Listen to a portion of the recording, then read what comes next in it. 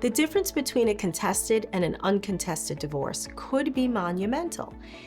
People that go off to mediation and resolve all their issues and have a term sheet, that is the simplest uncontested divorce. All of the terms of the divorce are resolved, everything's done. The money, the kids, everything is worked out before the complaint is filed, and then I simply need to enter a judgment of divorce. That's an uncontested divorce. There's nothing we're disputing. A contested divorce means that there are issues we're disputing. We might both agree that we're getting divorced, but one party's saying, I want alimony. The other party's saying, I don't want to pay alimony. One party might say, I want custody of the kids. The other side saying, I want custody of the kids. So you'll have contested issues in the divorce, but you're not contesting the divorce itself. That still puts you in the contested divorce sphere. So the big difference between a contested divorce and an uncontested divorce is whether or not you and your spouse agree on the disposition of every possible issue between you in the divorce. You got served, or you want to serve your spouse. What do you have to do to serve a complaint for divorce on your spouse in New Jersey? Well, there are multiple ways that we can effectuate service. One is your spouse could acknowledge service of the complaint for divorce. That is the easiest and probably most efficient way to do this. It requires your spouse to sign an affidavit in the presence of a notary, or for your spouse's attorney to sign an acknowledgement of service saying, yes, we received the complaint for divorce and we understand based on the summons that we have 35 days to respond. The other way you can serve your spouse is by using what we call a process server. These are individuals that we pay separately to actually knock on the door and say, hi, Mr. or Miss Smith, you've been served. And they hand them a complaint for divorce. That is personal service. And they then have 35 days from that day to answer the complaint for divorce.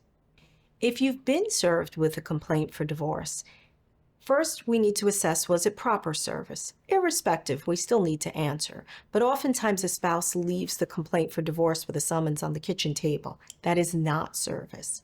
Service is a process server, a sheriff's officer coming to you and personally giving you the document or leaving the document with someone of appropriate age at your home.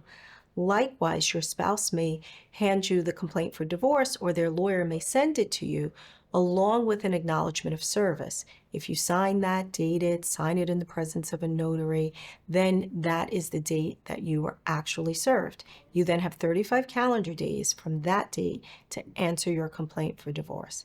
Not to worry. Many people exceed that date, and typically if there are lawyers in the case, the lawyers will extend a professional courtesy to the other attorney to extend the time for which we can answer. Service protects a constitutional right. It is your right to knowing that a lawsuit, a divorce, has been filed against you. We cannot skip service. So service is either personal service by a process server, a sheriff's officer, the person signing an acknowledgement of service, and acknowledging receipt of the complaint on a date certain. Service is not the kitchen table, leaving it there, saying, here you go. Service is not email. Believe it or not, in this electronic age, service by email isn't recognized as actual service. Likewise, people receive complaints for divorce and say, oh, I'll get to it when I get to it. And then the time by which you need to respond has expired. And you may have to jump through extra procedural hoops in order to be heard by the court because you allowed that 35-day period to expire. So the best thing you could do if you've been served, pick up the phone, start calling lawyers, find your legal team so that you could protect your rights in a timely manner. Filing for divorce requires several steps, from the drafting of a complaint to service of a complaint. Likewise, the receipt of a complaint for divorce requires action. You must do something within that 35-day time frame. So this isn't the time to procrastinate. It's time to pick up the phone, start doing your research, find your legal team, lawyer up, as we say, and get the process moving.